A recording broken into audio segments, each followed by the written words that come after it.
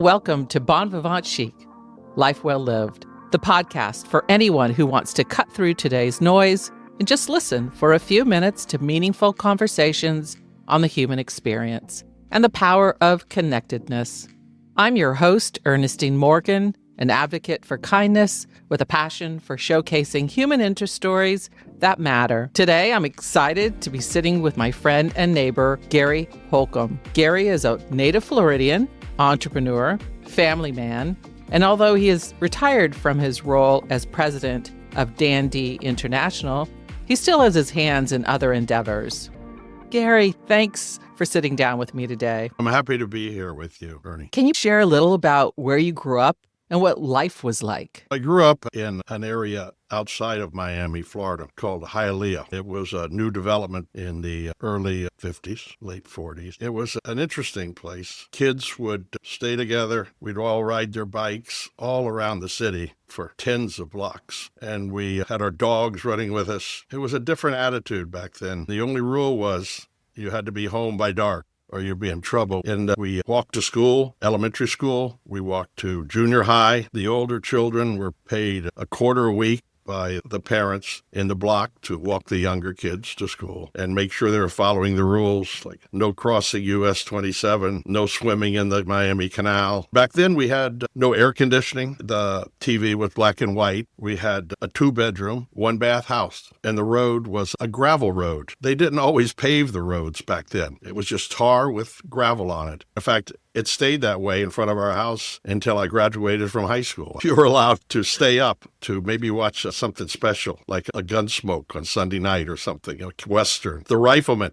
I can see all those I want now on all the reruns. That's right. On TV. Yeah. Because they're all still very popular, coming back to whole new generations of people. My father ran the largest store, the Kresge in the city of Hialeah. That Kresge turned out to be Kmart eventually. It used to be fun. Santa Claus would come to that store. The Easter Bunny would come to that store. And you would get to pick a colorful chick for 5 cents. When we needed a haircut, we would ride for blocks to a guy who gave it for 95 cents. We had the nickel left over from the dollar parents had given us. And then we would spend half a day deciding what to spend that nickel on, because there was a hobby shop next door and you could get something for a nickel. But you could get a birch beer from Royal Castle for a nickel in a frosty mug. Unbelievable. Some fun memories from back then. Growing up. Yep. Who had the biggest influence on you when you were young? I think the biggest influence would have been my uncle. One, I had Uncle Guy. He was the director of the water and sewer of the city of Miami, and he was notorious for working his employees to the bone. Very highly respected. My mother was from a family of 11 children. Canova, my grand would say to my grandfather, who was hard of hearing, "Do you want to go to bed or what?" And he would say, "What?" And of course, then they'd have another. So they ended up with 11 children.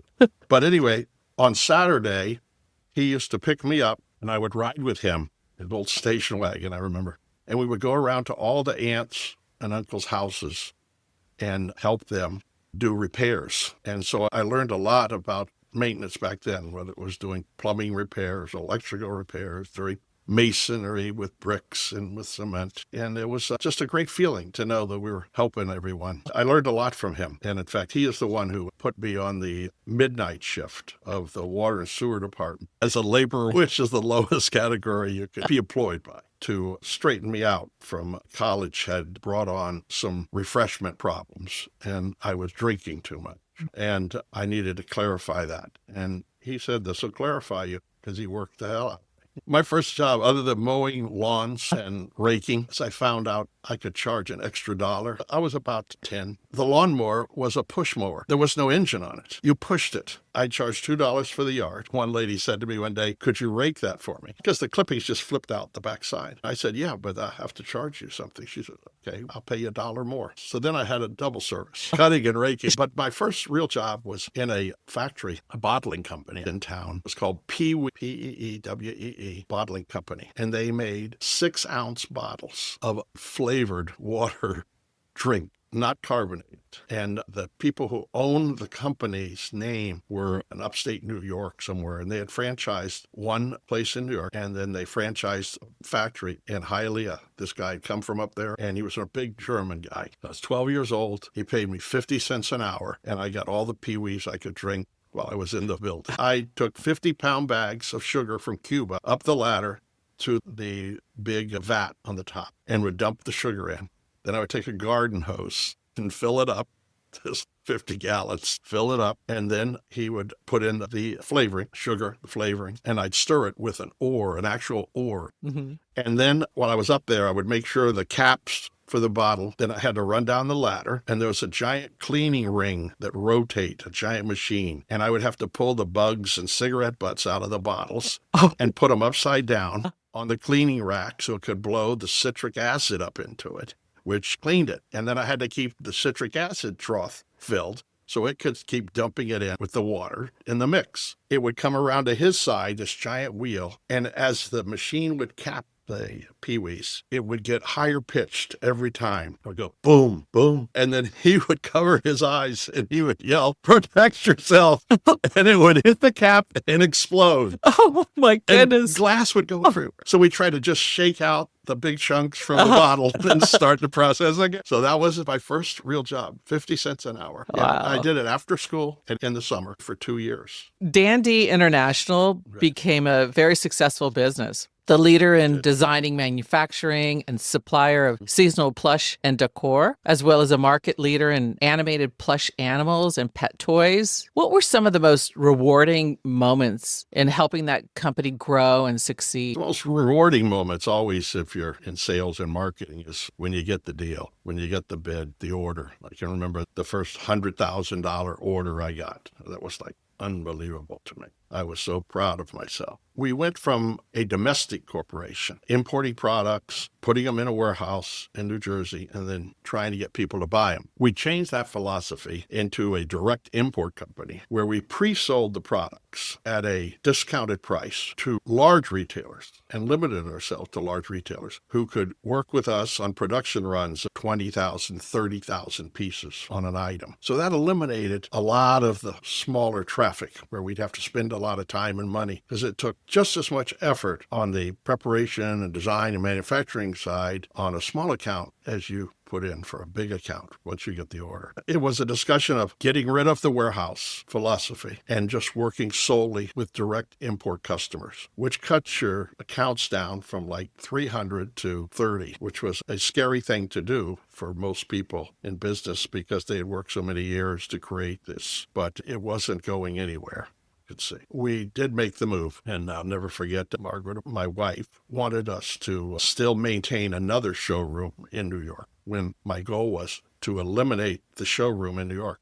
We were getting out of the toy fair. This is like unheard of with major companies back then. And I remember the Hasbro executive saying to me, "We wish we had the guts to do this years ago, and you did it," because it was the direction. Being a Florida boy, she wanted me to look at the space across the street in New York. So I stopped the car there on the curb. I jumped out. I ran across the street to write the number down of the for lease sign so that I could contact the people. Ran back to my car, and I had already got a $150 ticket. I said, "Welcome to New York." This is a little different than living and working in Florida. That's when we started the direct import, and it came on board very quickly. In fact, the customer, give you an idea, the customers, most of the customers we worked with back then aren't even in existence now. TGY and Zayres and just Woolworths. These were big names back in those days. And Eckerd Corporation, right? Corporation, yes. Yeah. But we switched them to our program eventually and did very well for them. Walmart, to give you an idea of the relationship, Kmart was the biggest in the nation. Kmart eventually threatened me that if we sold this other company from Arkansas, which was Walmart, who had 47 stores when they came to us,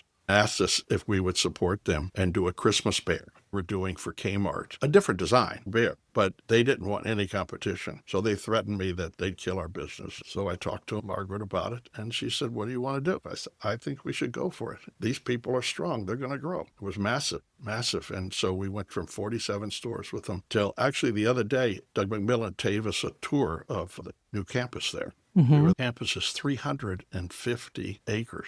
Wow. A heck of a home office, huh? The health club for employees only on the campus is 1 million square feet. It's massive. I just can't imagine everything they've put in this facility. While at Dandy International, you spent many years traveling the world, but you also lived in Hong Kong. Yeah. So What was that like as a Florida boy? Right. How did you navigate the Asian culture? Because that has to have been a culture shock for you. In China, then, remember, Hong Kong was an English colony. Lots of them spoke English there, almost all of them.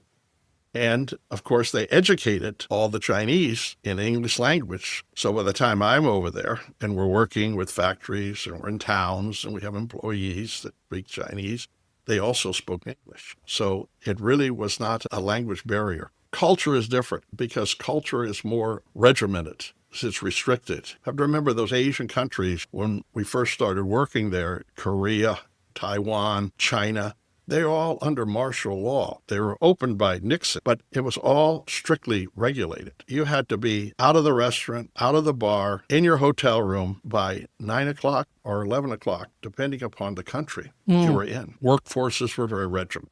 Everyone was controlled, but everyone wanted to work. Everyone wanted a job. At one point in our business, we had over 50,000 sewers. Wow. That was all in China. And we tried other countries, Philippines, Korea, Singapore, but nothing worked like China with its organization. They have a phenomenal highway system. Their superhighway system surpassed the amount of roadways in America with our turnpikes and surpassed it back in the mid-70s with giant roads. Sometimes I would be on those roads from like 8 a.m. to noon and only see one other car going the other way. And they built these by hand, like you would build a concrete patio in your backyard in the old days. The contractor would come with the barrel, would spin on the brace, on the bracket, and you'd put one bag of cement in. And that's how they built their interstate system there, all by hand. It would move down as they built it. They would move their tents down on the new section, and then they would live there, building the next section. And it was an unbelievable process to see how they did it. But that was 12 inches thick with double rebar, so you could drive any kind of weight over it. And they're still there. It's interesting. They have dinner time. You feed them breakfast in factories as well as lunch. And if they're working late, dinner. If they're living at the factory, of course, you feed them dinner. But it was good. I enjoyed their atmosphere of appreciation for us as management people or company owners. I love to have the parties for them. We would do every kind of party we could think of. At least once a month, we would have something. In fact, I had the first Easter egg hunt ever in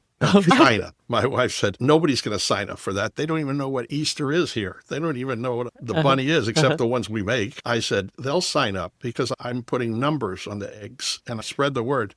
Those numbers represent an RMB, their dollar. So if it says 10 or 5 or 20, some of them said 100, which would be like half your month's salary. Believe me, they're going to bring their kid to look for that egg. And we had 215 show up for the first Easter egg hunt. Finding color dye to dye 600 eggs for the contest for the children was impossible. In the country of China, none of my staff in different cities through China could find food coloring. Is that unbelievable? They asked, why are Chinese people so healthy? That's one reason. There was absolutely no food coloring or food dye. They looked at me like I was crazy when I asked to find this. So I ended up having to go to a craft store back in Hong Kong that I got children's lead-free finger paint and thinned it out with water because I know there's no lead in it. It'd be safe. I used it. We hid the eggs and we had a great party. So then on, that was it. We had Easter parties, Halloween parties, Christmas parties. But they appreciated it all so much. You mentioned Margaret, your wife. Yes. She was a toy designer or teddy bear designer. Her first position when she went to work for this company, Dan D, was she sold product to them because the original owner, Dan, did products for children. And she had developed the luggage line, which was very popular and strong in America and manufactured back in Taiwan in those days. And he bought a little children's carry-on. And she was there when I came to work with him as a consultant. The product was no good. Korean factories, unbeknownst to me, had dirt floors. You can't work with soft goods in a facility that has a dirt floor because your product's going to get dirty. It's terrible. I said, we have to have some kind of check. We have to have some kind of agent involved to check the quality before they ship it to your Jersey warehouse. Otherwise, you're going to just get nailed with bad quality every time. He agreed, and he said, there's a woman I know who I buy luggage from, children's luggage, and I can get her to go there and work for us to inspect our shipment in Korea before it comes. And that's how I met Margaret when he hired her to do that. And she became a designer. And then I said, this is crazy. All the labor market was moving to Taiwan from Korea. The best market for labor was Japan. Then it moved to Korea. Then from Korea, it moved to Taiwan. And from Taiwan, went to China. That's the philosophy we followed. And I said, why don't we do our own factory? Margaret, you can make factories here in Taiwan. This is your home. She was born and raised there in Taiwan. She said, good idea. So she did. And all of our floors, I remember, were Congolium linoleum. That was the big advertisement in America back then. You didn't have just linoleum floors in your mom's kitchen. You had Congolium linoleum. It was like a shiny sealed surface on it. So we made factories that had that concrete with linoleum on so that none of the ice would get scuffed, none of the material could get dirty. When customers would come and visit the factories, they would be highly impressed and could see where their quality is coming from. Were there pivotal moments or decisions that changed the course of your life? Certainly there were. Accepting the consulting position with Mr. Ransman and traveling overseas for the first time to Korea, to Taiwan, Japan. China wasn't involved yet, but there was a little operation in Hong Kong that he had started. When I was 40, I'd given my agency business to my employees. I wanted to just semi-retire, but I kept the consulting contracts I had with different companies. The people that invented WD-40 also got into houseware products and needed to know how to sell them. I helped people like that. And he was one of them wanting advice on how do you deal with a drug chain? How do you deal with a grocery store? What are they looking for? So I kept him at the end and I got rid of the rest. I still had to go back overseas 4 times a year. And then he got illness. And after about a year and a half, he asked if I would work full-time. And he tried to make me employee, but I liked the consultant position. I didn't have to answer to anybody. You still had your freedom, but that worked out. And then I started working full-time with Margaret, learning more and more the integration business. It was an experience because you have to learn both sides. I'm selling to the buyers. I have to know how to market it to them. I have to be able to tell her what product I need, what they're looking for. We can't just design things that are pretty. Designers like. Margaret was excellent in marketing as well. That was a pivotal point. What lessons about family and relationships would you pass on to the younger generation? The biggest thing in reference to family, having the respect and the patience for your parents. There's not a person I know who hasn't lost their parents to say, I wish I spent more time. Everybody thinks that way. And I don't care how bad the relationship was with them, it's still a tough feeling for them. And when you give them the patience, I can remember being impatient with my father. I worked with my father in business for a while and took his company to successful heights. And that's actually the company that I gave away to the employees at the end. I was wanting to retire. I would repeat things to him. We got to do this or we got to do that. And he would say, son, I'm not deaf. I'm just slow. That's the kind of patience you have to have with them as they get older. The other thing is go along with what they want to do. If it's not affecting you in any major way and you can agree with what they want to do, agree with them if they want a new car. Don't say, that car will last 15 years. You'll probably be gone in 2 years. Don't come with the philosophy. Just do what they want. If they want a new car, get them the new car. Help them. That's the key. Are there any life lessons you've learned that you wish you knew earlier? It really is along the same lines. You just have to see these things as you go. Different people learn things from elders. There's different attitudes from elders. Some elders will explain things to you. Some elders won't say that's a hot pan. Don't grab the handle on that iron skillet because it's hot. Other elders will just say, you give me that skillet. And when you pick it up and go, ow, say, hey, it's hot, isn't it? They want a real demonstration of it. Some teach you by discussion and warnings, and others don't think it works unless you feel the pain. It's important to learn from your elders. Believe me, everything we go through as children are growing up, they went through things that were harder, at least in our generation. And you have to give them the respect for being able to come through it. What do you think is the secret to a happy and fulfilling life? I think the real secret for me is laughing a lot, and making people laugh, making people enjoy the times together, even in business, when there would be a complicated and serious problem, big money involved, somebody's going to have to pay for damages or credits or something. Would try to turn it into some kind of comical response that would blow everybody away. And then they would say, he's kidding, okay. And then we would come to a final decision on what to do. But it took the tension off of. In fact, I actually had lunch yesterday with a gentleman who was executive VP at Ecker Corporation, who one day had a major situation. We had shipped 350,000 pieces of 15-inch wooden nutcrackers to the Egger Corporation. They were in stores all around America, Texas, North Carolina, Florida, Delaware, everywhere. They started getting calls from the police departments on burglar alarms going off in the stores. The whole chain was like 250 the first night they had put the product out on the shelf. They had taken it out of the beautiful color box and set it on the shelf to display it, which was fine. But when you ship products from Asia, they all have to be fumigated so that there's no weevils, bugs of any kind that could come in and hurt our crops or any damage here in America. So everything gets a 10-pound insecticide container in it. What had happened was the mix of insecticide solution this company used for the extermination certificate you have to get was causing the glue that glued the heads, the arms, the legs of the nutcrackers together to deteriorate. So for 30-something days on a ship in a container coming from Asia to America, that glue was deteriorating in those cartons. So when they took it out and set it on the shelf and the air conditioner hit it and it normalized, boom, the sound of the head falling off, hitting the shelf, and all of this created the burglar alarms.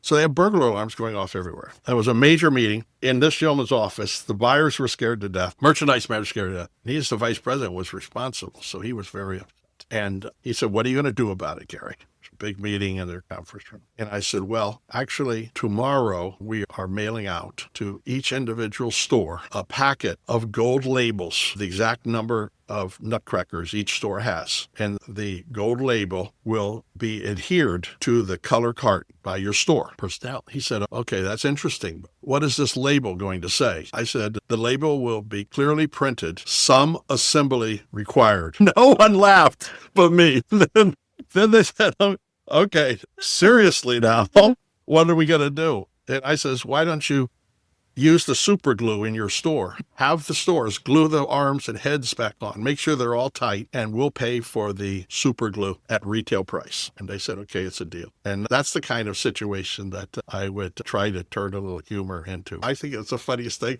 When I'm thinking of the line, I know the line. I can't wait to say it. And I said, I hope he says, what's it going to say? Because that's his part. Dandy International's been sold. Over 5 years. However, you haven't really retired because you're involved in some other projects. Well, we have the Bon Appetit restaurant I got involved in with a partner there. He is an operational guy. I'm supposed to just be a financial person, but I like to stick my nose in it because I eat in a lot of fine restaurants all around the world. And Bon Appetit is fine dining, and we want to keep it elevated. And it's been very good and exciting. What keeps you motivated and inspired? Because you really, at this time in your life, you have a couple of grandkids. And I think it's just trying to do things I always wanted to do. A lot of countries we've been to many times on business, we've never explored. Even Japan is one of them. There were a couple of cities there that we'd never been to before.